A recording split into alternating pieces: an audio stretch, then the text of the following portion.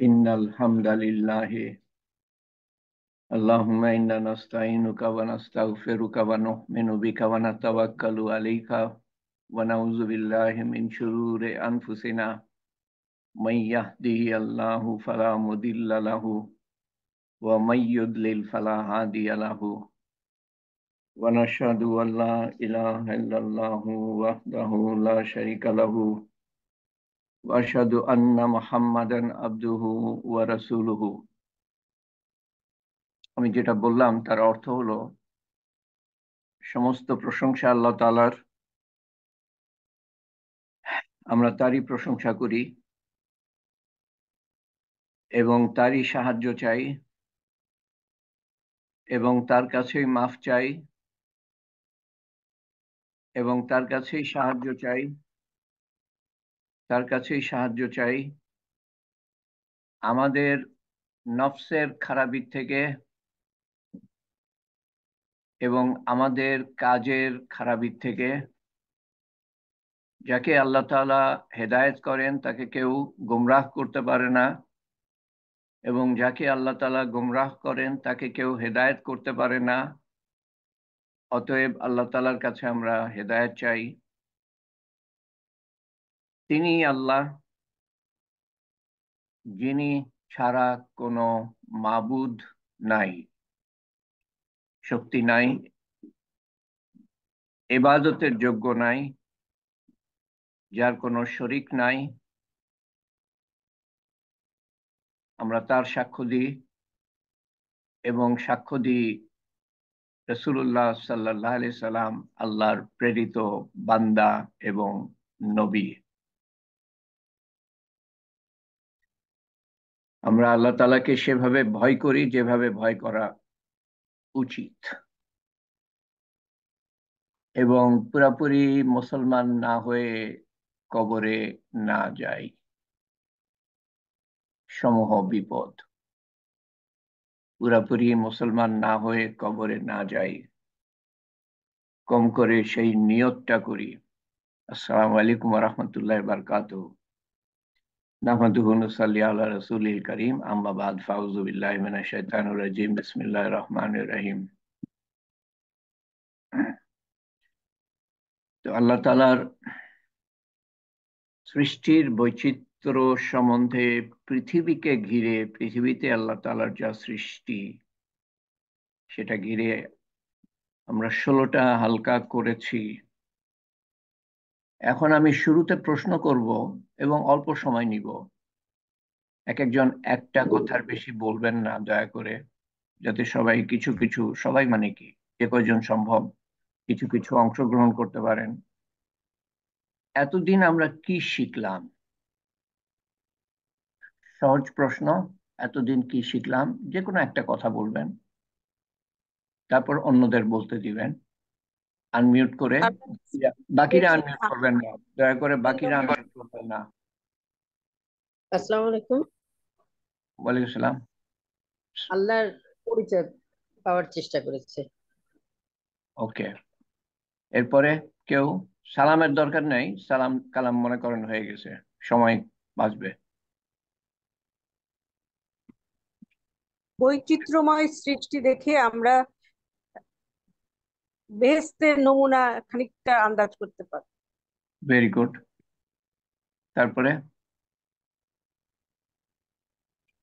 আল্লাহর বৈচিত্র্য দেখে আমরা সেখানে দুজন বলছে। এই, আমি মনে হয় 1 সেকেন্ড আগে শাহনাজের আওয়াজ শুনেছি, তারপরে শিলা রহিম। আল্লাহর বৈচিত্র্য দেখে আমরা আল্লাহ সম্পর্কে আরো বেশি জ্ঞান লাভ করি, আল্লাহকে চিনি, আল্লাহকে মানি। Very good. শিলা বেগম, শিলা রহিম। বিশুদ্ধ নিয়ত। বিশুদ্ধ নিয়ত। ওকে, ঠিক আছে, এর মধ্যেই আলাপ করেছি আমরা। আর কেউ?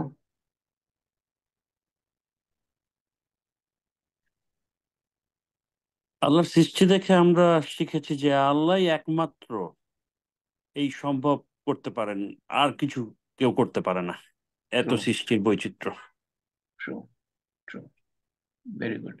আর একজন, এরপরে আবার সময় দিব সামনের বার, ইনশাল্লাহ বাকিরা যা বলতে চান, আর একজন যদি বলতে চান।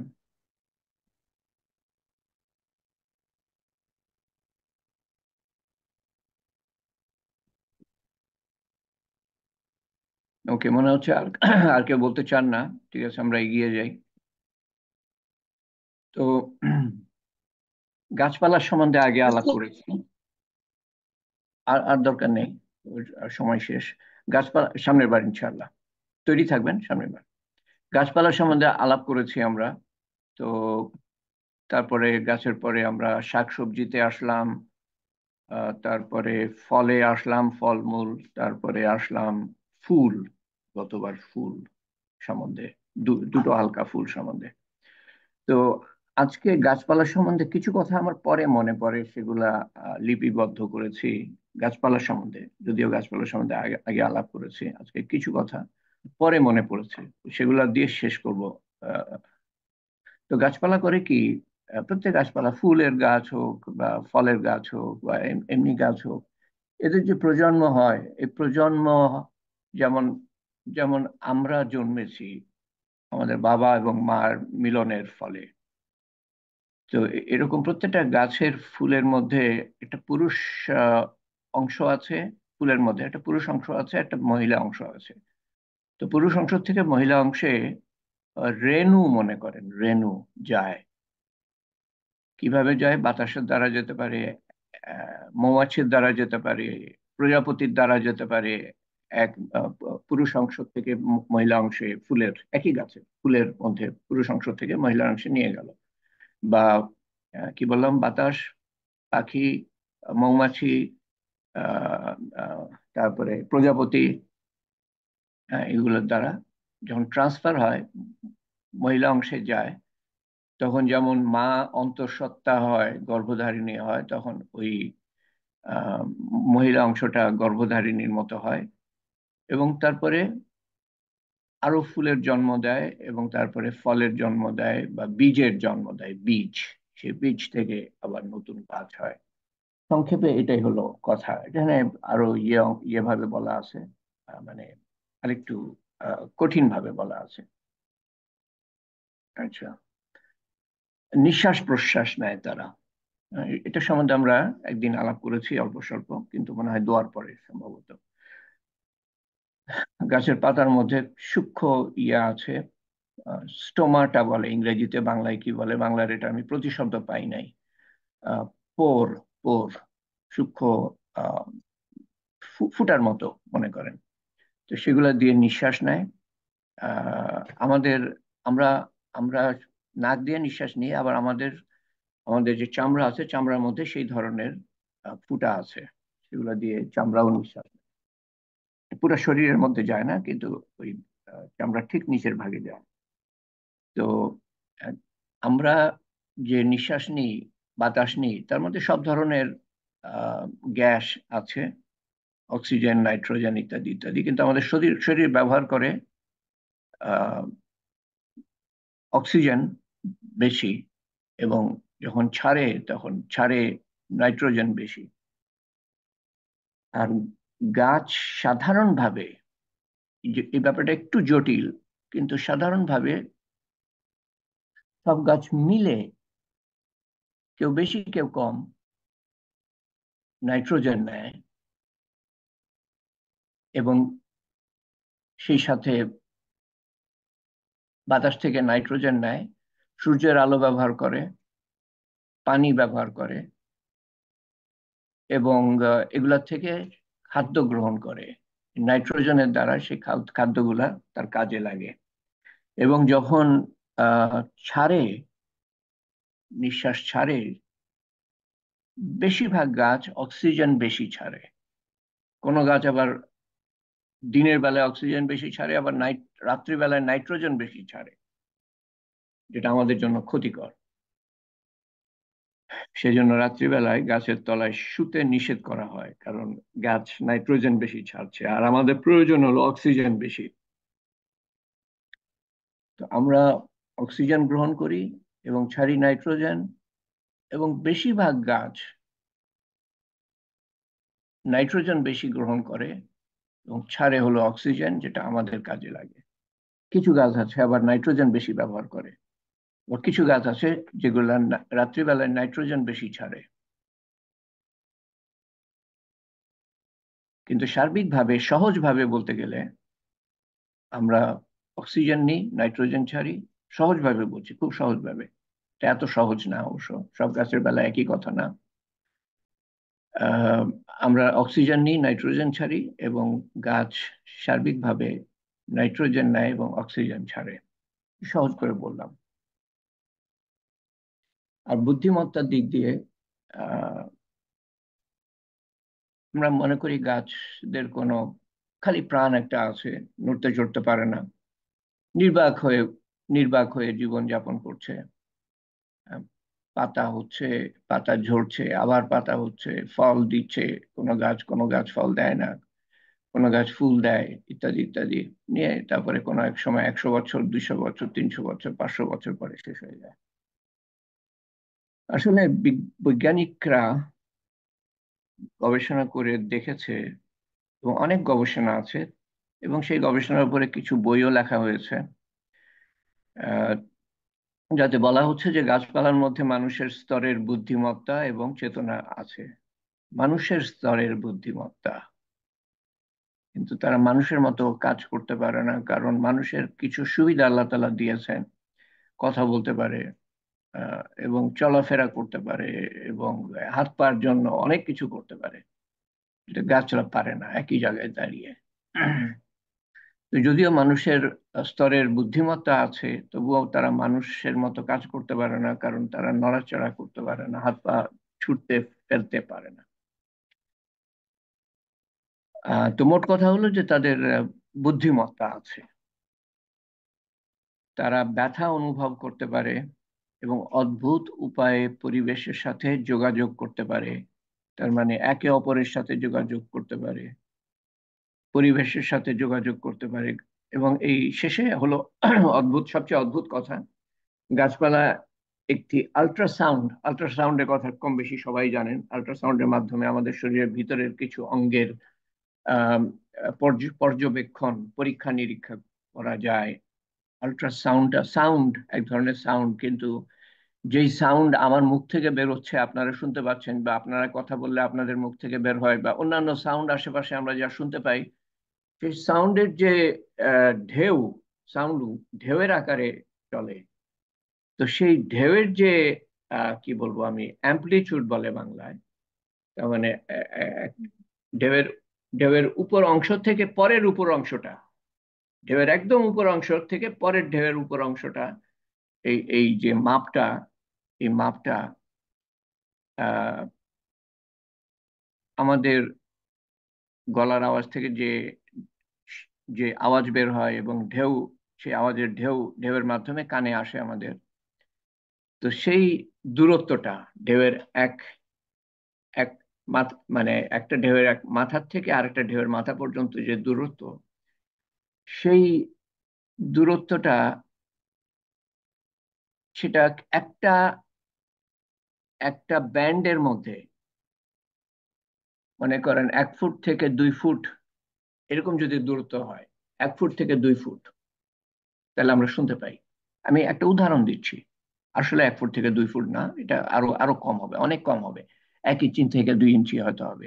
তো মনে করেন আমরা 1 ইঞ্চি থেকে 2 ইঞ্চি পর্যন্ত যদি ঢেউয়ের মাপ হয়, এক মাথা থেকে আরেক মাথা, ঢেউয়ের এক এক চূড়া থেকে আরেক চূড়া, তাহলে আমরা শুনতে পাই 1 ইঞ্চি থেকে 2 ইঞ্চি। 1 ইঞ্চির নিচে হলে আমরা শুনতে পাই না, আর 2 ইঞ্চির উপরে হলে আমরা শুনতে পাবো না। তো এই আল্ট্রাসাউন্ডের যে ওয়েভলেন্থ, সেটা এত সূক্ষ্ম, সেটা আমাদের কানে আসে না।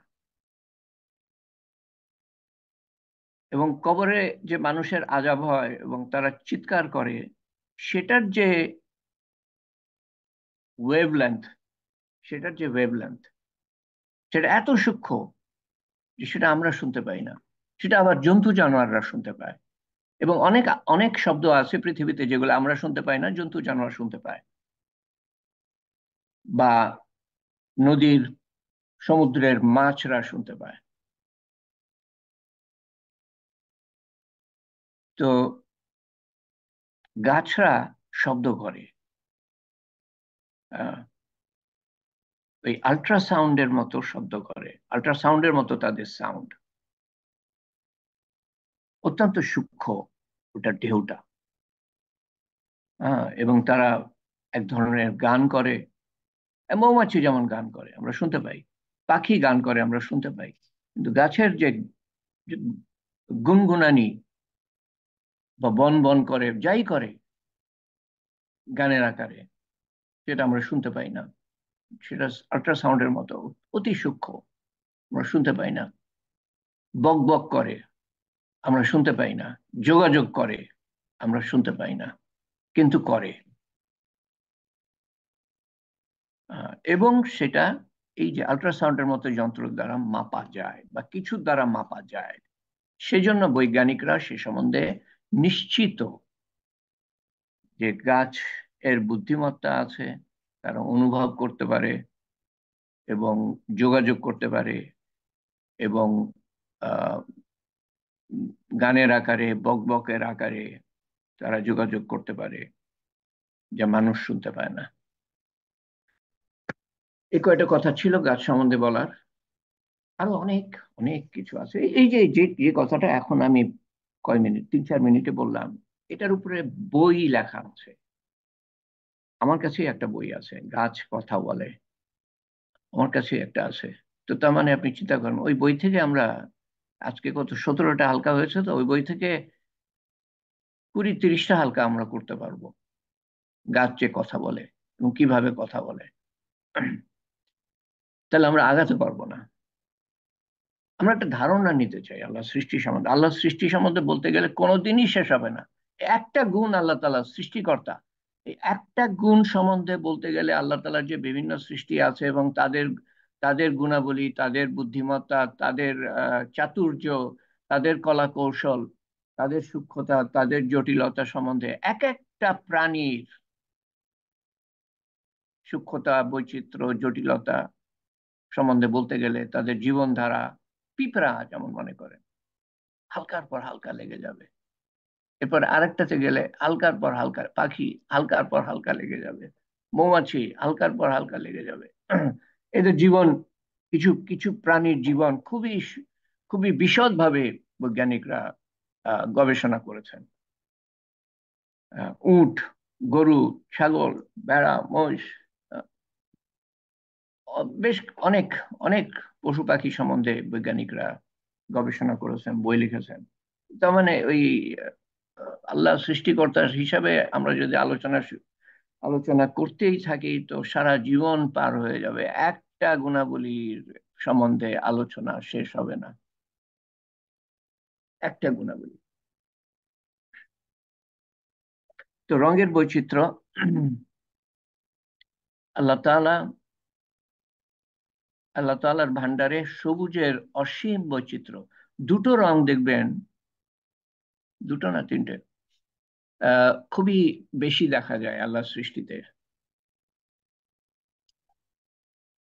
আরো আরো কয়েকটা হবে, যেমন মরুভূমির যে রং, সেটাও ব্যাপক, কিন্তু আমার লিস্টে মরুভূমি আমি চিন্তা করি নাই। একটা হলো যে গাছপালা যেগুলা বেশি মানে প্রায় সবই গাছপালার পাতা হলো সবুজ, ঘাসের পাতা সবুজ, অন্য অন্য আকার অন্য রং ধারণ করে সিজনের সাথে, মৌসুমের সাথে। তো বেশিরভাগ আমরা সবুজ দেখি। বাংলাদেশে কি সবুজ, আমেরিকায় সবুজ আর সবুজ, জঙ্গল আর জঙ্গল, মাইলের পর মাইল আর শত শত মাইল জঙ্গল আর জঙ্গল, আর পাহাড় আর পাহাড়, তার মধ্যে গাছ আর গাছ। তো সবুজ রংটা বেশি দেখা যায়। আর কি আকাশের দিকে তাকালে নীল রংটা বেশি দেখা যায়। আর কি সাদা রংটা বেশি দেখা যায় মেঘের মধ্যে দিয়ে। হ্যাঁ, যদিও এর মধ্যে তারতম্য হয়, সবুজের তারতম্য আছে, নীলের তারতম্য আছে, সাদার তারতম্য আছে। আর হ্যাঁ, সমুদ্র দেখলে তো, সমুদ্র তো বেশিরভাগই সমুদ্র পৃথিবীতে, এবং বেশিরভাগই নীল। এই কয়টা রং আমরা বেশি দেখি। তো আমি এখানে সবুজের কথা বলছি। সবুজই যদি ধরেন, তো অসীম বৈচিত্র্য। একটা পাতার মধ্যে, আমি কয়বার বললাম এর মধ্যে, যে একটা পাতার মধ্যে যে সবুজ, আপনি দেখবেন, খেয়াল করে দেখবেন যে একই রকম সবুজ না, একই পাতা একই রকম সবুজ না। পুরা পাতাময় সবুজের বিভিন্ন, কি বলবো আমি, শেড, শেড, সবুজের শেড, বিভিন্ন। আরেক পাতা দেখেন, আরেক রকম, একটু আলাদা সবুজ, একটু আলাদা, প্রত্যেকটা পাতার পুরাটা অংশে শেড আলাদা, এরকম প্রত্যেকটা পাতা আলাদা। ঘাসের বেলায় তাই। আহ, একই উদ্যানে ঘাসের সবুজত্বের অসীম বৈচিত্র্য খুবই সূক্ষ্মভাবে দেখতে হবে। আকাশের নীলত্ব, সারা আকাশে একই রকম নীল না। আমাদের কাছে মনে হয় নীল, একই রকম নীল, আপনি খুব সূক্ষ্মভাবে খেয়াল করেন, একই রকম নীল না। আল্লাহ তাআলা, আল্লাহকে জানতে চান তো, আল্লাহ তাআলার এই সৃষ্টির মধ্যে এই জিনিসটা খুবই বেশি, বৈচিত্র্য, সূক্ষ্মতা, নিপুণতা, রঙের তারতম্য, জটিলতা।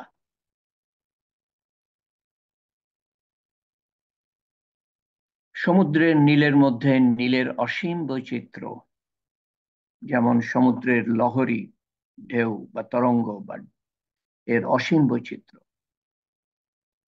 এরপর আমি কিছু এই রঙের উপরে, রঙের খেলা, আল্লাহ সৃষ্টিতে রঙের খেলা সম্বন্ধে দেখাবো।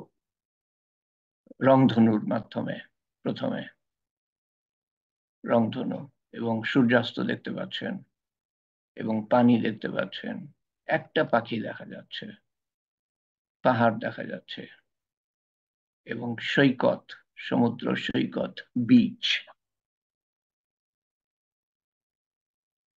এখানেও কম বেশি একই, খালি বিচ নাই, পাখি নাই। পাখি আছে, ঝাঁকে ঝাঁকে পাখি ডান দিকে। চাঁদ, চাঁদ, এক ফালি চাঁদ, রংধনুর খেলা। অদ্ভুত সৃষ্টি না আল্লাহ তাআলার।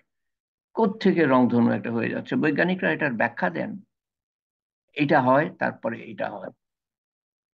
একটু পানি থাকতে হয়, ঝিরি ঝিরি পানি, তারপরে সূর্যের কিরণ ওর মধ্যে দিয়ে যায়, তারপরে এই যে রংধনুর রং সৃষ্টি হয়।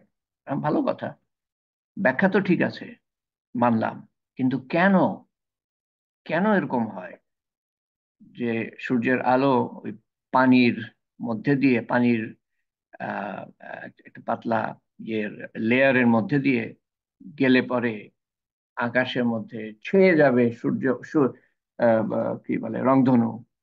কি সুন্দর, মানে এক পারফেক্ট সেমি সার্কেল, পুরা সার্কেল না, পারফেক্ট। কেন হবে, কোত্থেকে রংগুলো আসলো, এটা হয়, কিন্তু কেন হয় সেটা ব্যাখ্যা করতে পারে। এইভাবে হয়, এটুকু ব্যাখ্যা করতে পারে।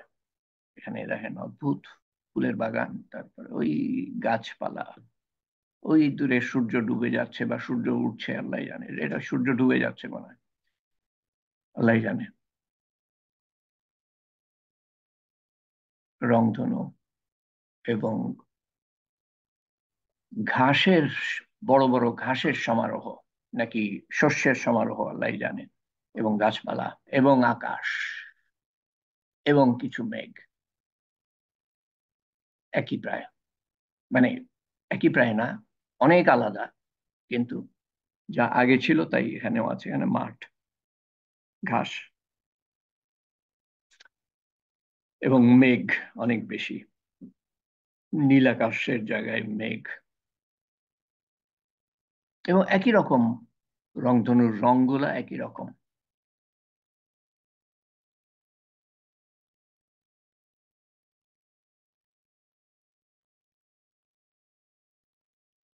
সূর্যাস্তের, সূর্য, কি বলে, রংধনুর আংশিক ছবি।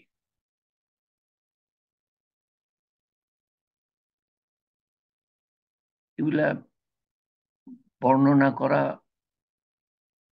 কারো পক্ষেই সম্ভব না। শুধু আমরা দেখে কিছুটা বুঝতে পারি আল্লাহর সৃষ্টির বৈচিত্র্য, এবং কিছুটা বিস্মিত হতে পারি। পুরা বুঝারও আমাদের ক্ষমতা নাই, পুরা বিস্ময় প্রকাশ করারও ক্ষমতা নাই। দুটো দুটো রংধনু একসাথে, এবং ফুলের গাছ দেখেন, জঙ্গলি ফুল, এবং পাহাড় দেখেন। আল্লাহর সৃষ্টি দেখেন। মেঘ, মেঘের মেঘের যে ফরমেশন, বাংলায় কি হবে, মেঘের যে মানে যেভাবে থাকে থাকে সাজানো, সূর্যের আলো পড়ছে,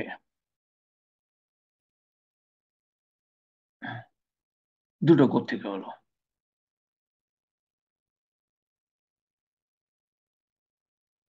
প্রকৃতি এবং রংধনু, এবং দুটো রংধনু, উপরে একটা পরিষ্কার, নিচে একটা অত পরিষ্কার না। এখানে রংধনুর রংগুলা দেখবেন এই টিয়া পাখির মধ্যে।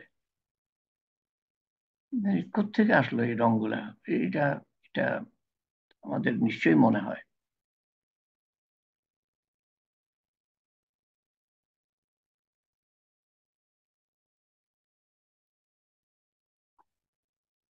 এই ছবিটা আঁকা আঁকা, কিন্তু দেখেন এখানে রংধনুর রংগুলাকে ব্যবহার করা হয়েছে। ডান থেকে বামে রংধনুর রংগুলা,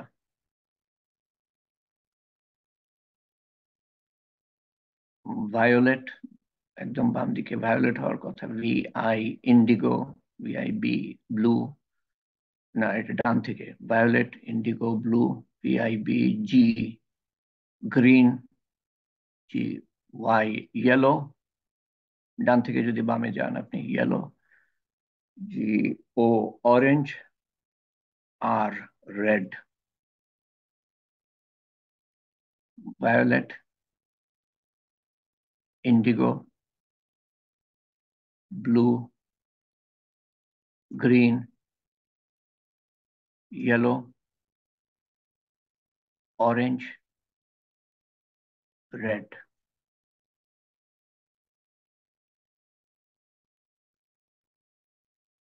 রংধনুর রং দিয়ে বানানো এই আকার বা পেন্টিং বলতে পারেন। গতির বৈচিত্র্য, গতি, নদীর লহরী বা সমুদ্রের তরঙ্গ বা ঢেউ, এর বেলাও তাই বৈচিত্র্য, সব ধরনের বৈচিত্র্য। এটার আকারের বৈচিত্র্য, রঙের বৈচিত্র্য, আকৃতির বৈচিত্র্য।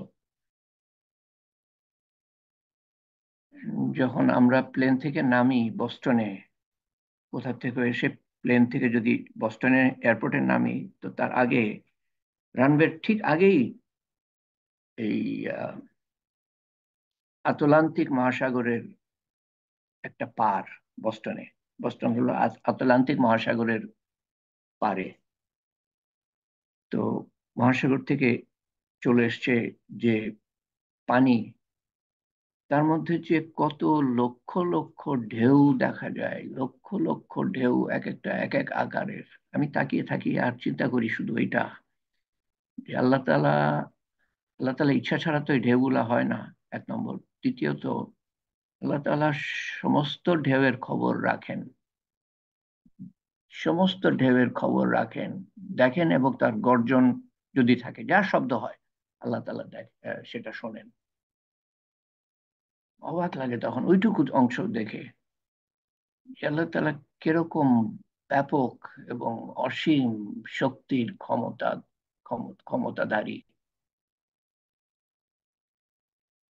সমুদ্রের লহরী দেখেন কিরকম বিভিন্ন আকারে, এবং এবং এটা হয়ে আসছে সৃষ্টির পর থেকে, এরকম ঢেউ খেলে আসছে। কিন্তু কোনো দুটা ঢেউ একই রকম হবে না। আপনি হয়তো ভাবতে পারেন যে কত কোটি কোটি ঢেউ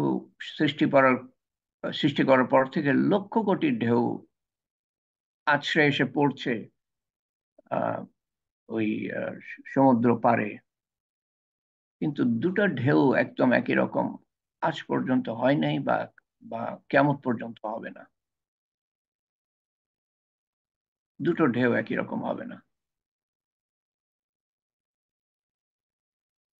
এবং এর মধ্যে কত শক্তি, এই ঢেউ কেন হয় এটা নিয়ে বিজ্ঞানীরা গবেষণা করে। পানির জন্য হয়, তারপরে পানির তলায়, সমুদ্রের তলায় ভূমিকম্প হয়, সমুদ্রের তলায় ঢল ঢল হয়। সমুদ্রের তলায় ইয়ে আছে, পাহাড় আছে, পাহাড়ের ঢল হয় পানির তলায়, পাহাড়, ভূমিকম্প হয়, ঢল হয়। তারপরে চাঁদের কারণে হয় আহ, এই যে জোয়ার ভাটা, মধ্যে যে কত শক্তি লুকিয়ে আছে, আরো শক্তি দেখে বোঝা যায়। গতির বৈচিত্র্য, গতির বৈচিত্র্য, বাতাস বয় একই গতিতে না, প্রচন্ড গতিতে বইতে পারে, আর ধীর স্থির ভাবে বয় বাতাস, এবং সেটা আমরা দেখতে পাই। বাতাস তো দেখতে পাই না, অনুভব করতে পারি হাত হাত নাড়ালে। কিন্তু গাছের গাছের পাতা নড়ে, তখন বুঝতে পারি হ্যাঁ বাতাস। এবং গাছের দিকে আমার সামনেই জানলা দিয়ে দেখা যাচ্ছে গাছ, এক একটা পাতা এক এক ভাবে নড়ছে, এক একটা ডাল এক এক ভাবে নড়ছে, ডালের পাতাগুলো এক এক ভাবে নড়ছে, এবং একই ভাবে আর কখনো নড়বে না। গাছের যে পাতার নরণ, একবার যেভাবে হলো, পরের বার পরের মুহূর্তে অন্যভাবে নড়বে। এই হলো বৈচিত্র্য, গতির বৈচিত্র্য। কিয়ামত পর্যন্ত ওইভাবে আর নড়বে না, নড়তে থাকবে কিন্তু ওইভাবে নড়বে না। এই যে এখানে ঝড় হচ্ছে, বোঝা যাচ্ছে যে ঝড় কোনো কিছুর উপর দিয়ে যখন যায়, যেমন এখানে গাছ, এখানে গাছ, এখানে গাছের উপর দিয়ে যাচ্ছে, মানে গাছ উপড়ে ফেলতে পারে, গাছ উপড়ে ফেলতে পারে। এটা আমি সামনের বার সামনের বার শুরু করব। সূর্যোদয়ের বৈচিত্র্য, তারপরে সকালের বৈচিত্র্য, তারপরে দিনের বৈচিত্র্য, তারপরে সূর্যাস্তের বৈচিত্র্য, ছবির আকারে বর্ণনা কি করব, আমার তো ভাষা নাই, আর আর যোগ্যতাও নাই। সূর্যাস্তের বৈচিত্র্য, তারপরে গোধূলির বৈচিত্র্য, সামনের বার। তারপরে আর কি আছে, প্রায় শেষ, এখন আমরা প্রায় শেষের দিকে।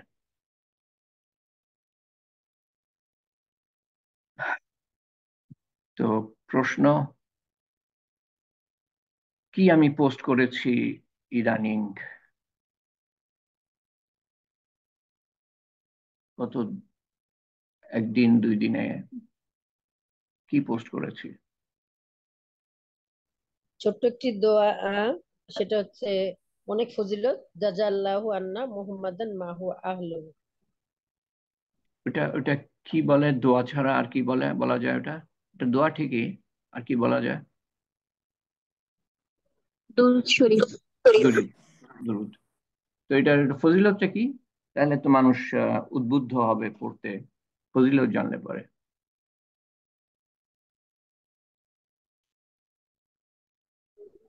আপনি কে জিজ্ঞেস করেছিলেন? ফেরেশতারা সব লিখতে লিখতে ক্লান্ত হয়ে পড়েছে। হ্যাঁ, খুব সহজভাবে এটুকু আমরা মনে রাখতে পারবো, কিন্তু কেউ যদি আর একটু বিস্তারিত মনে রাখতে চান তাহলে কি হবে? 1000 দিন। 1000 দিন, কতটা, কয়জন ফেরেশতা? 70 জন ফেরেশতা 1000 দিন অবিরাম দোয়া লিখতে থাকবে। এই জিনিসটা আমরা কি চিন্তা করতে পারি? একটা একটা ফেরেশতার শক্তি কেমন বলেন তো দেখি, কিভাবে উদাহরণ দেওয়া যেতে পারে একটা ফেরেশতার শক্তি সম্বন্ধে বলতে গেলে? কি উদাহরণ দিতে পারি আমরা? ইসরাফিল আলাইসালাম, আমি ইয়ে দিলাম, হিন্ট দিলাম। ইসরাফিল আলাইসালামকে ঘিরে বলেন তো দেখি, উনি কি করবেন? সিংগাই ফুঁক সিংহায় ফুঁক দিবেন। দিবেন, এবং সেই ফুকে কি হবে? কিয়ামত। না না না না না, তার কেমন তো হবে? সমস্ত পৃথিবী লন্ডভন্ড হয়ে যাবে, পৃথিবী ধ্বংস পাহাড়, হয়ে যাবে, পাহাড় কি হবে? পাহাড়, পাহাড় পাহাড় তুলার মতো উড়বে। ঘোড়ার তুলার মতো মতো, উঠতে থাকবে। পাহাড় তুলার মতো উঠতে থাকবে, এরকম শব্দ। তো তাহলে ওই ইসরাফিল আলাইসাল্লামের শক্তি কেমন, যে ওনার সিংহা ফু দিবেন, তাতে পাহাড় তুলার মতো উঠতে থাকবে।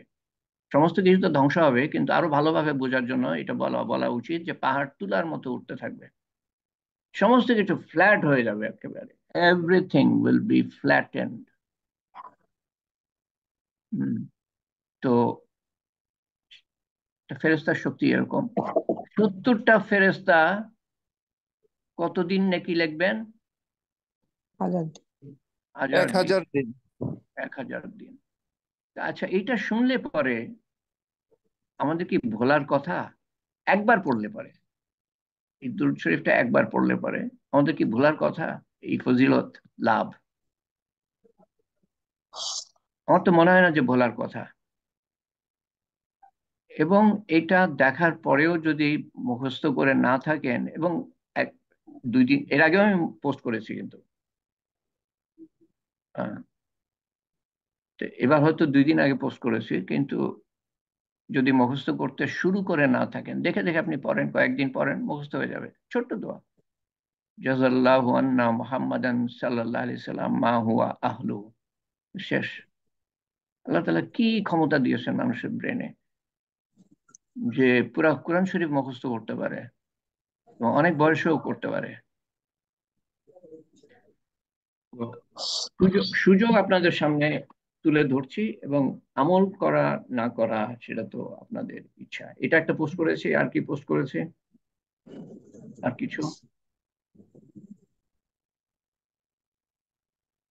আর কিছু পোস্ট করেছি?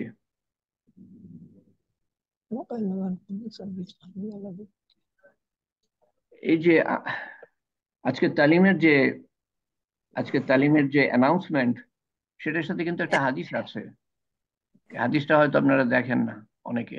একনিষ্ঠ উৎকণ্ঠার সাথে দাওয়াতের পর দোয়া কবুল হয়। হ্যাঁ, এটা আজকে আমি আলাদাভাবে পোস্ট করেছি, কিন্তু আমি বলছি যে অ্যানাউন্সমেন্টের সাথে যে ওইটার সম্বন্ধে আমি বলছিলাম, ওইটাও ঠিক আছে, আজকেই পোস্ট করেছি।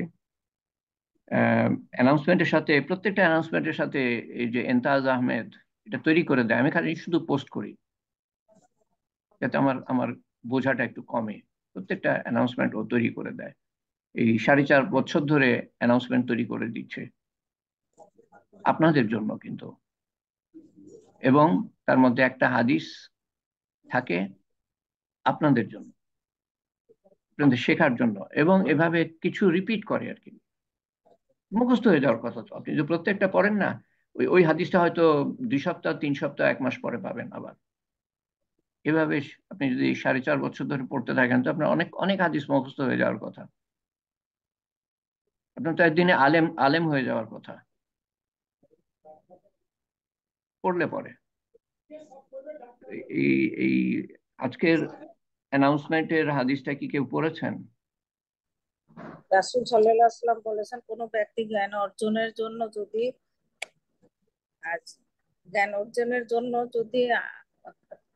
বাড়ি থেকে বের কোনো হয়, পথ অবলম্বন করে, তার উসিলায় আল্লাহ তার জান্নাতের পথ সুগম করে দেবে।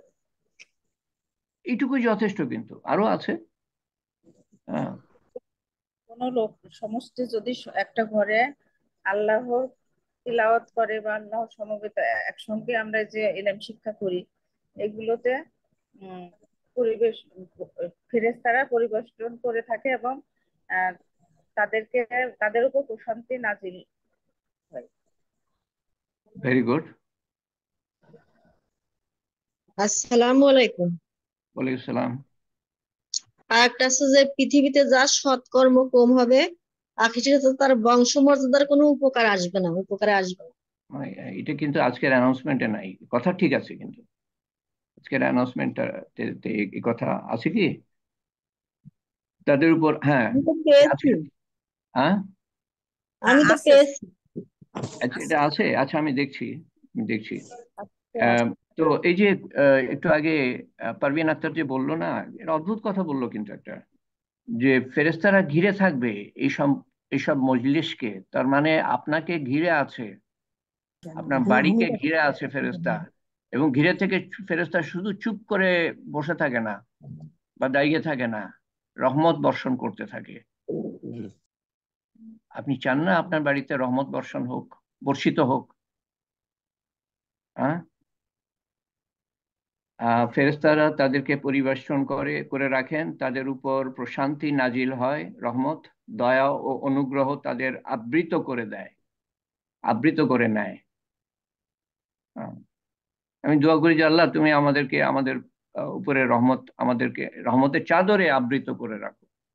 তো এটার উপায় তো এটা, ইলম শিক্ষা করা বা জিকির করা, জিকিরের মজলিস হোক, তেলাওয়াতের মজলিস হোক, দয়া ও অনুগ্রহ তাদের আবৃত করে নেয় এবং আল্লাহ তার নিকট অবস্থানকারীদের ফেরেশতাদের সাথে তাদের বিষয়ে আলোচনা করেন। আপনাদের সম্বন্ধে, আমাদের সম্বন্ধে আলোচনা করছেন আল্লাহ তাআলা এই সময়। এই কথাটা যদি একটু অন্যভাবে কেউ বলে যে আজকে বাদশার দরবারে আমি ছিলাম, তোমার কথা বলছিল বাদশা, তখন কি মনে হবে? চিন্তা করেন। তখন মনে হবে যে আমি বাতাসে উড়ছি মেঘের মতো, বাদশা আমার কথা স্মরণ করেছেন। কারণ দুনিয়ার বাদশার ক্ষমতা সম্বন্ধে আমরা ধারণা রাখি, তার শান শওকত সম্বন্ধে, কিন্তু এটা তো হলো যে প্রকৃত বাদশা, চিরন্তন বাদশা, তিনি আপনার কথা আমার কথা স্মরণ করছেন এই মুহূর্তে। তো তার সম্বন্ধে সেরকম ধারণা থাকলে এই কথাটা আমাদেরকে আসমানে নিয়ে যাওয়ার কথা। আল্লাহ তাআলা আলোচনা করেন যার সৎকর্ম কম হবে, হ্যাঁ এখানে আছে, যার সৎকর্ম কম হবে আখেরাতে তার বংশ মর্যাদা কোনো উপকারে আসবে না। ভেরি গুড, আছে এখানে।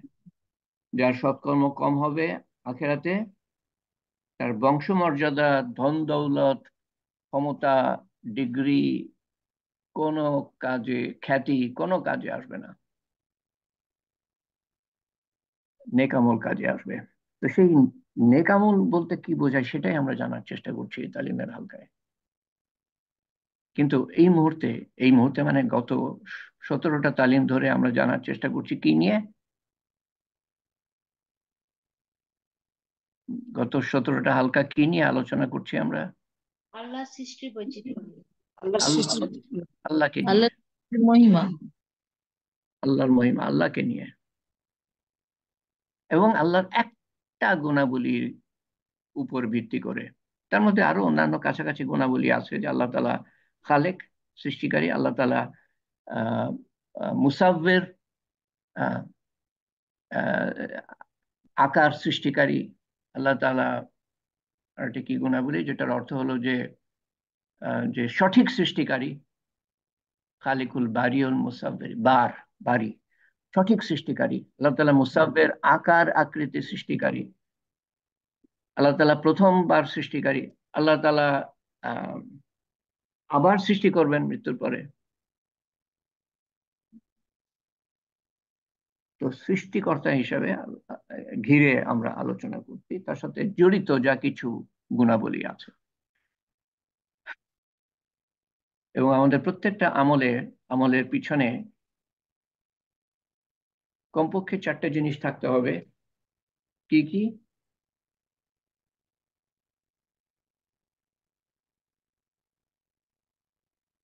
কোনো আমল করতে গেলে 4টে জিনিসের ব্যাপারে খেয়াল রাখতে হবে। সেগুলো কি কি? ইমান, ইমান মজবুত, উঁচু পর্যায়ে আছে কিনা। দ্বিতীয়ত আল্লাহর হুকুম, আল্লাহর হুকুম জেনে আমল করব। 3 নম্বর বিশুদ্ধ নবীর সুন্নত, নবীর সুন্নত। আল্লাহর হুকুমের সাথে আসে নবীর সুন্নত। কিভাবে করব? আল্লাহ বলছেন যে করো, কিন্তু তারপরে আসে কিভাবে করব। নামাজ পড়ো, এটা আল্লাহ তাআলা বলছেন। নামাজ কিভাবে পড়তে হবে এটা আল্লাহ তাআলা কোরআন শরীফে বলেন নাই। অবশ্য কিছু মানে মনের গুণাবলী সম্বন্ধে আল্লাহ তাআলা বলছেন, সেটা সম্বন্ধে একটু পরেই আসছি, আমি ওটা দিয়ে শেষ করবো ইনশাল্লাহ। তো কিভাবে নামাজ পড়ো, কিভাবে পড়বো রাসূলুল্লাহ সাল্লাল্লাহু আলাইহি ওয়াসাল্লাম দেখাচ্ছেন বাহ্যিক দিকটা। আর তারপরে কি আসে? 3 নম্বর গেল, 4 নম্বর বিশুদ্ধ নিয়ত। বিশুদ্ধ নিয়ত। বিশুদ্ধ নিয়ত, নিয়তে কোনো সময় গড়বড় আসলে পরে কি করতে হবে? শয়তান চেষ্টা করে, বিশেষ করে নামাজের সময় যে শয়তান চেষ্টা করে তার নামটা কি? কেউ মনে আছে? কারো মনে আছে? কিনজিব। তার কাজই হলো নামাজ নষ্ট করা, তার বিরুদ্ধে সংগ্রাম করা। বা অন্যান্য আমলের সময় রিয়া ঢুকানোর চেষ্টা করে শয়তান। তখন কি বলবো? যখন আমার নিয়তকে কলুষিত করে, তখন কি করব? আউযুবিল্লাহি আল্লাহুম্মা মিনাশ ইন্নী আউযু বিকা আনা উসরিকা বিকা ওয়া আনা আলামু ওয়া আস্তাগফিরুকা লিমান আলামু। দোয়াটা এটা তো পড়ে নেব। এটা তো সাধারণ দোয়া, দিনের মধ্যে 3 বার পড়তে বলা হয়েছে আউযুবিল্লাহি নিয়ত মিনাশ বিশুদ্ধ শাইতানির করার রাজিম। জন্য। আউযুবিল্লাহি মিনাশ শাইতানির শাইতানির রাজিম রাজিম। 3 বার পড়ে আউযুবিল্লাহি বাম মিনাশ দিকে শাইতানির রাজিম। থু 3 বার পরে থেকে বাম থু দিকে থু করব। থু থু থু। অথবা আরেকটা যেটা আমরা করতে পারি সেটা হলো যে নিজেকে বলা, এটা আল্লাহর ওয়াস্তে, এটা আল্লাহর ওয়াস্তে। আর নামাজের আভ্যন্তরীণ গুণাবলী সম্বন্ধে কি বলা হয়েছে কোরআন শরীফে? ভিতরের মধ্যে কি গুণাবলী থাকতে হবে? কিছু অবশ্য হাদিস থেকে আসে, যেমন আল্লাহর সম্বন্ধে সচেতন থাকা, আল্লাহকে হাজির নাজির জানা, আল্লাহ আমাকে দেখছেন বা আমি আমি আল্লাহকে দেখতে পাচ্ছি, সবচেয়ে উত্তম উত্তম মনের অবস্থা। ইবাদতের সময় যে কোনো ইবাদত, আমি আল্লাহকে দেখতে পাচ্ছি বা আল্লাহ আমাকে দেখতে পাচ্ছেন, সেটা যদি আমি মনে না করতে পারি, কমপক্ষে এটা তো সঠিক যে আল্লাহ আমাকে দেখতে পাচ্ছেন। তো আল্লাহ সম্বন্ধে সচেতন থাকা। আর কি কি? বিনয় এটা এটা বিনয় আমার মনে হয়, নম্রতা। এটা মনে করতে পারলে বিনয় নম্রতা আসবে। কোরআন শরীফে বলা আছে বিনয় নম্রতার সাথে নামাজ পড়ো বা বিনয় নম্র থাকো। এর সম্বন্ধে কত অনেক জায়গায় বলছেন আল্লাহ বিনয় নম্রতা। তো সচেতন যদি আমি থাকি, ওরে আল্লাহ, আল্লাহ তাআলা কি, আল্লাহ তাআলা কি, এইটা মনের মধ্যে থাকলে, এটা একটা বাঘের সামনে দাঁড়ালে আমি কিরকম সচেতন থাকি। হঠাৎ করে দেখি আমার সামনে বাঘ, আমার সচেতন, আমার আমার বাপ, আমার নাম ভুলে যাব আমি। সাপ, বিষাক্ত সাপ আমার সামনে একেবারে ফানা তুলে, নাম ভুলে যাব। সিংহ, এরকম কত গন্ডার, আল্লাহর সামনে আমি আমি দাঁড়িয়ে আছি, আমার কোনো পরিবর্তন নাই, তার মানে আল্লাহ সম্বন্ধে ধারণা নাই। সাপ বিচ্ছু দেখলে আমি ভয় পাই আর আল্লাহকে ভয় পাই না। দেখেন কত কত, তাহলে আমি কি বলবো আমি এটাকে, কত আহ উদাসীন। না উদাসীন, আমি বলতে চাচ্ছি যে আমার নিজের প্রতি কিরকম করুণা হওয়া উচিত, যে আল্লাহ সৃষ্টিকে আমি ভয় পাই কিন্তু আমি আল্লাহকে ভয় পাই না। আমার নিজের সম্বন্ধে আমার আমার আমার আমার আমার লজ্জিত হওয়া উচিত, এরকম যদি মনোভাব থাকে। আচ্ছা, সচেতনতা থাকলে এই বিনয় নম্রতা অবশ্যই আসবে, অবশ্যই আসবে। খুব না, শক্তিশালী কারোর সামনে দাঁড়ালেই তো, বা বা আল্লাহর শক্তিশালী কোনো সৃষ্টি, ভয়ঙ্কর সৃষ্টির সামনে দাঁড়ালেই তো আমরা বিনয় নম্র হয়ে যাই। আচ্ছা, বিনয় নম্রতা 2 নম্বর। তারপরে সমর্পণ। সমর্পণ আমি শেষে বলেছি, তার আগে আরেকটা বলেছি মনে হয়, বিনয় নম্রতা, মনোযোগ, মনোযোগ, মনোযোগ এবং শিফা, প্রতিজ্ঞা, সমর্পণ, সমর্পণ। 4টে জিনিস: সচেতন, বিনয় নম্রতা, একনিষ্ঠা মানে মনোযোগ, সমর্পণ।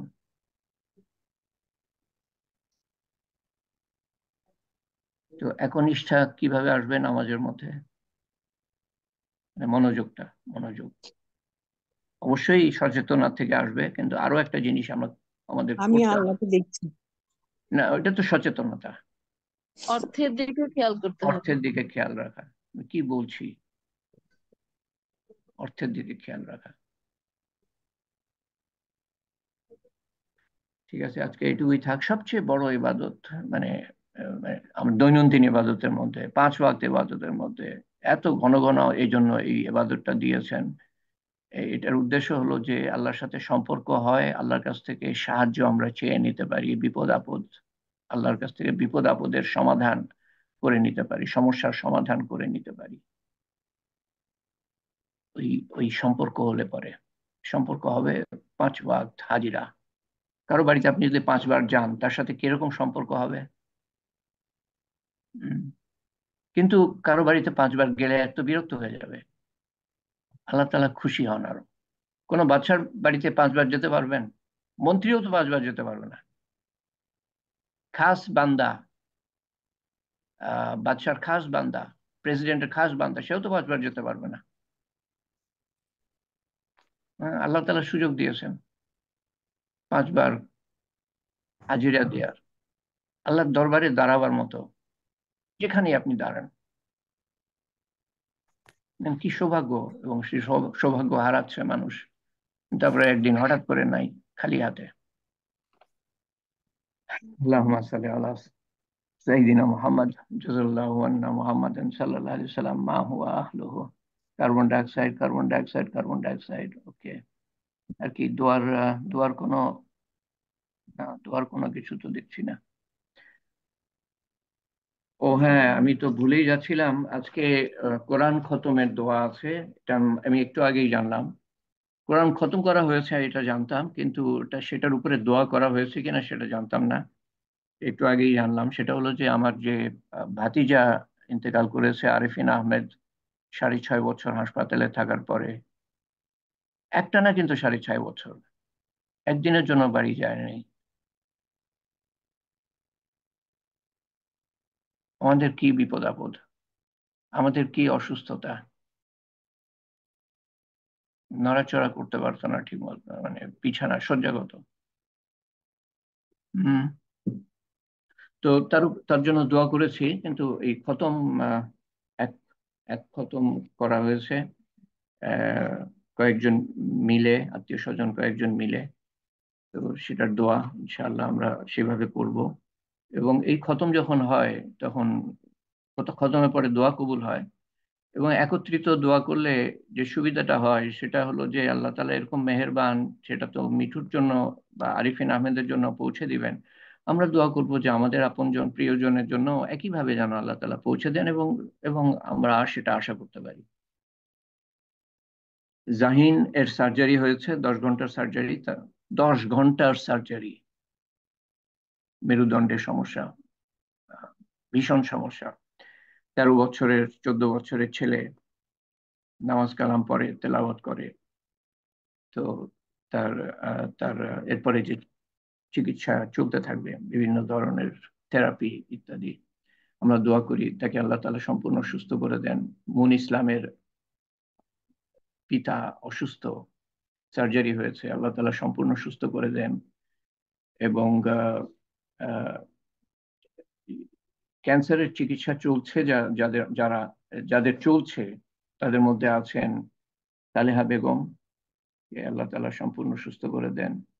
এবং খুবই কঠিন, মানে যারা যারা জানেন না তারা তো জানেন না, খুবই কঠিন চিকিৎসা। একে একেবারে ধ্বংস করে দেয়, ধ্বংসের মতো।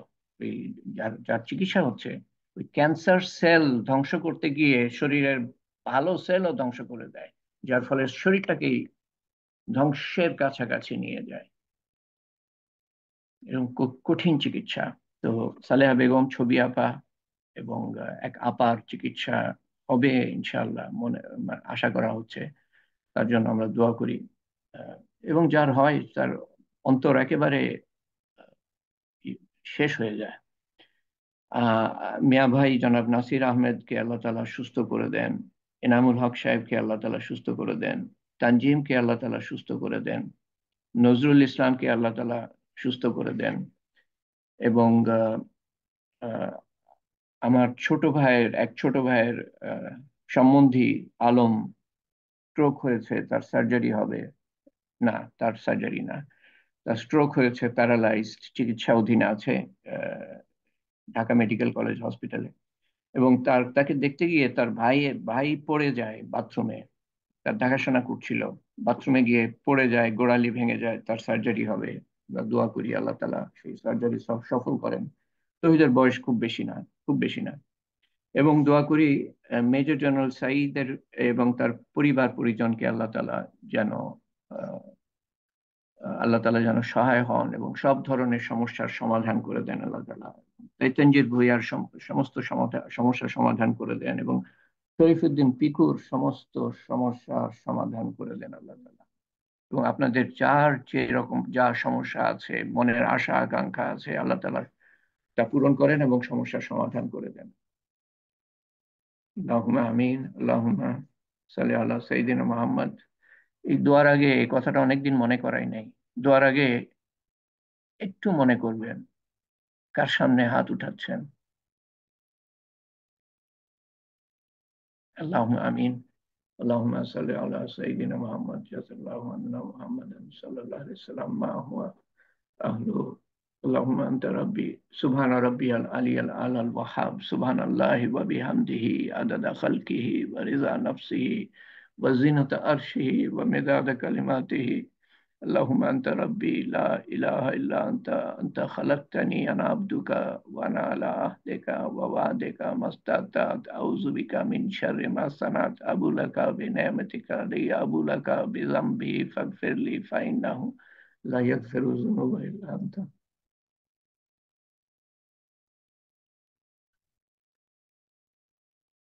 হে পাক পরবর্তীগার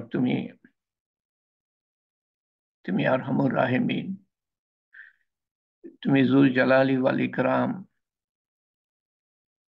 হে পাক পরবর্তীগার লা ইলাহা ইল্লা আনতা সুবহানাকা ইন্না কুন্না মিনাজ জালিমিন ওয়া ইলাহুকুম ইলাহুম ওয়াহিদ লা ইলাহা ইল্লা হুয়া রহমানুর রহিম ইয়া ফাতিরুস সামাওয়াতি ওয়াল আরদ আনতা ওয়ালি ফিদ দুনিয়া ওয়াল আখিরা তুমি অতিশয় মেহেরবান হয়ে আমাদেরকে তৌফিক দিয়েছো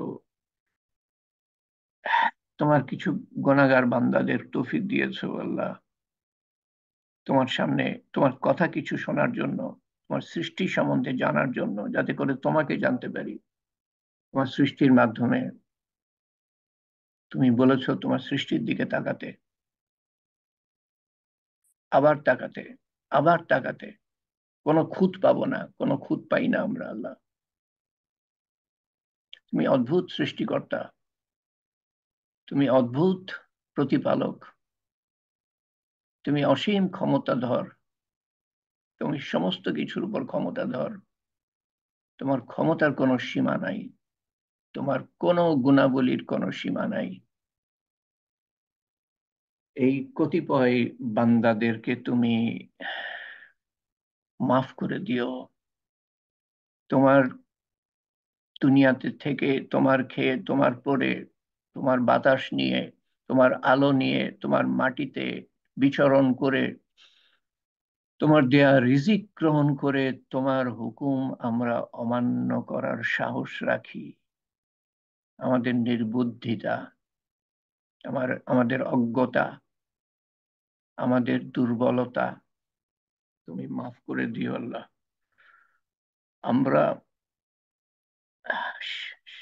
আমরা সীমিত তুমি অসীম আমরা গুনাহগার তুমি মাফকারী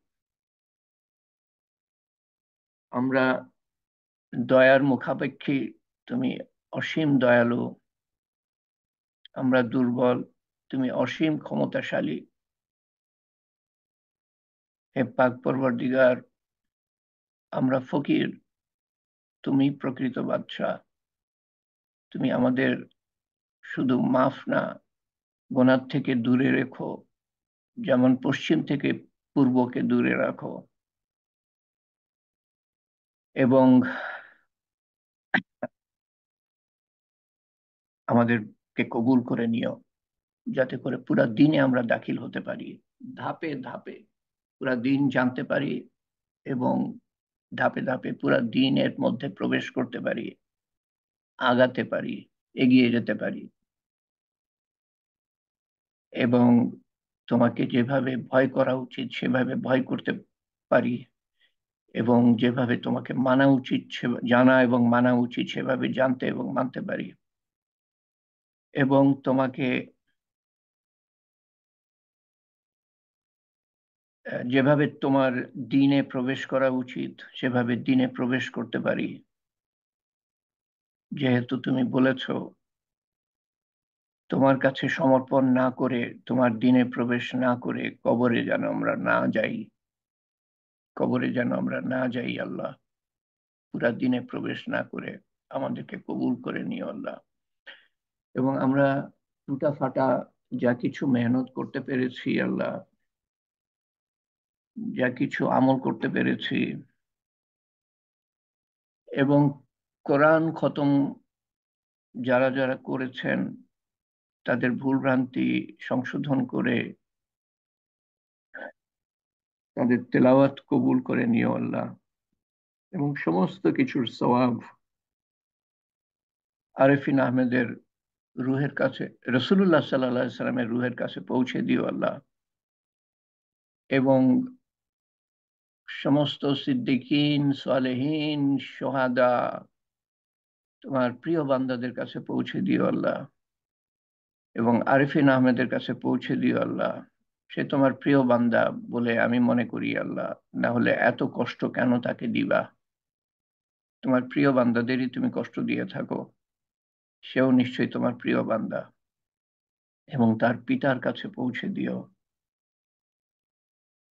আমাদের সবার পিতামাতা, দাদা দাদি, নানা নানি, সমস্ত আত্মীয় স্বজনের কাছে পৌঁছে দিও যারা কবরে শায়িত। তুমি মেহেরবান, তুমি একই সওয়াব, তুমি পৌঁছালে একই সওয়াব পৌঁছে দিবা সবার কাছে, এবং তুমি পৌঁছে দিবা সেই আশা আমরা পোষণ করি।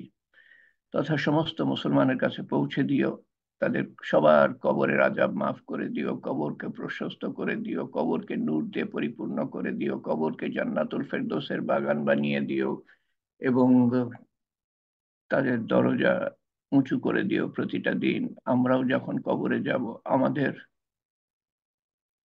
আমাদের কবরকেও সুন্দর করে দিও, জান্নাতুল ফেরদৌসের বাগান বানিয়ে দিও, নূর দিয়ে পরিপূর্ণ করে দিও। তোমার সর্বোত্তম ব্যবহার দেখিও আল্লাহ। আমরা যখন আপনজন সহ কিয়ামতের দিন দাঁড়াবো তোমার সামনে আল্লাহ, তোমার সর্বোত্তম ব্যবহার দেখিও। এবং যখন দাঁড়িপাল্লা তুমি বসাবা, আমাদের নেকির পাল্লা ভারী করে দিও। এবং পুলসিরাত যখন আপনজন সহ সবাইকে নিয়ে পাড়ি দিতে হবে, চোখের পলকে পার করিয়ে দিও, এবং বিনা হিসাবে জান্নাতুল ফেরদৌসে দাখিল করো। এবং যেই পথ জান্নাতুল ফেরদৌসের দিকে গিয়েছে, সেই পথে আমাদেরকে প্রতিষ্ঠিত রেখো আল্লাহ। শয়তান আসবে ধোঁকা দিতে, বাঁচিয়ে দিও। নফস তাড়না দিবে, বাঁচিয়ে দিও। এবং মানুষ কুমন্ত্রণা দিবে, আমাদেরকে বাঁচিয়ে নিও। এবং দুনিয়ার মারাত্মক আকর্ষণ আমাদেরকে হাতছানি দিবে আল্লাহ, তুমি বাঁচিয়ে নিও। পাক পরবর্তীকার, তোমার রহমতের দ্বারা, তোমার মাগফিরাতের দ্বারা, তোমার হেফাজতের দ্বারা, তোমার হেদায়েতের দ্বারা আমাদেরকে বাঁচিয়ে নিও। আমাদের আত্মীয় স্বজনদের বাঁচিয়ে নিও, আমাদের দেশবাসীকে বাঁচিয়ে নিও, আমাদের আমাদের উম্মতকে বাঁচিয়ে নিও আল্লাহ।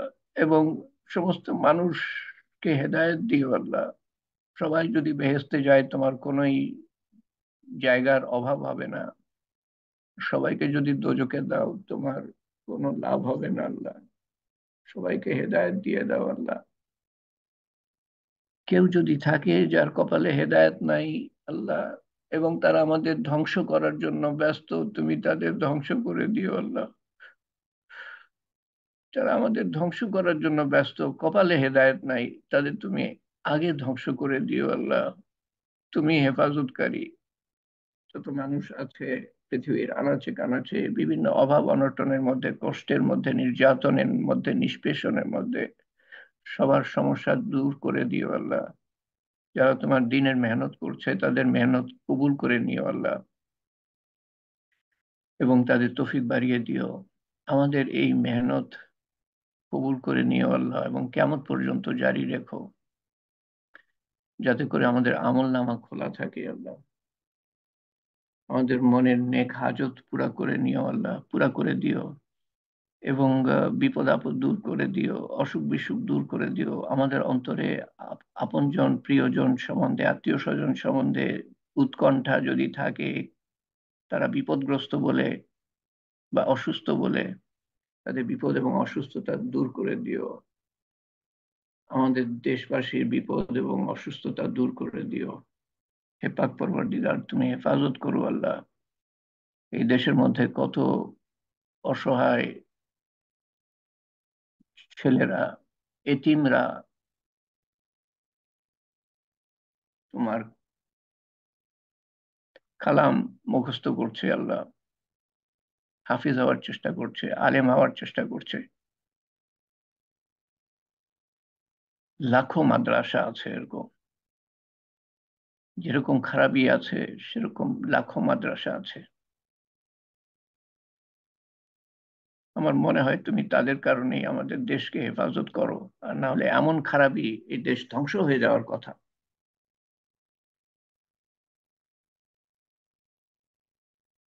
তুমি তাদের উছিলায় এই দেশের মঙ্গল করো আল্লাহ, হেফাজত করো, রহমত করো, মাগফিরাত করো, সরকারকে হেদায়েত করো, রক্ষা করো, ভবিষ্যৎ আরো উজ্জ্বল হোক, উদাহরণস্বরূপ হোক সারা দুনিয়ার জন্য, সমস্ত মুসলমান দেশের জন্য এবং সারা দুনিয়ার জন্য উদাহরণ স্বরূপ দেশ। ন্যায় বিচার আছে যেখানে, সততা আছে, সত্যবাদিতা আছে, স্বাধীনতা আছে এবং দায়িত্বশীলতা আছে, এমন দেশ যেন হতে পারে। বহুত দিন একের পর এক শাসক ওরা শাসন করেছে, তার বেশিরভাগই বাইরের থেকে শাসন করেছে। তুমি স্বাধীনতা দিয়েছো, সেই স্বাধীনতা যেন বজায় থাকে আল্লাহ, দায়িত্বশীলতার সাথে। মানুষ স্বাধীন মনে করে কিন্তু দায়িত্বটা বুঝতে পারে না। হে পাক পরবর্তীগার, রব্বানা আতিনা ফিদ দুনিয়া হাসানাতাও ওয়া ফিল আখিরাতি হাসানাতাও ওয়া কিনা আযাবান নার। তোমার শান মতো চাওয়া হয় নাই, তোমার শান মতো দান করো। তোমার শান মতো হেফাজত চাওয়া হয় নাই, তোমার শান মতো হেফাজত করো। তোমার হাবিব সাল্লাল্লাহু আলাইহি সাল্লাম যা কিছু চেয়েছিলেন আমরাও তাই চাই। তোমার হাবিব সাল্লাল্লাহু আলাইহি সাল্লাম যা কিছু থেকে পানা চেয়েছিলেন আমরাও তার থেকে পানা চাই। ইয়া কাজিউল হাজাত, ইয়া রাফিয়াত দারাজাত, ইয়া হালাল আল মুশকিলাত, ইয়া মুজিবুদ দাওয়াত, برحمتك نستغيث يا أول الأولين يا آخر الآخرين يا أكرم الأكرمين يا أرحم الراحمين يا راحم المساكين يا ذي القوة المتين. ربنا تقبل منا إنك أنت السميع العليم وتب علينا إنك أنت التواب الرحيم. سبحان ربك رب العزة عما يصفون وسلام على المرسلين الحمد لله رب العالمين وحمد لا إله إلا الله محمد رسول الله صلى الله عليه وسلم. آمين يا رب العالمين. سبحان الله وبحمده سبحانك اللهم وبحمدك أشهد أن لا إله إلا أنت أستغفرك وأتوب إليك. ইনশাআল্লাহ আমরা সামনের শুক্রবারে মিলিত হব। একে অপরকে আমরা স্মরণ করাই যাতে আল্লাহ তাআলা তৌফিক দেন, একে অপরের জন্য দোয়া করি যাতে করে ফেরেশতাদের দোয়া পাই।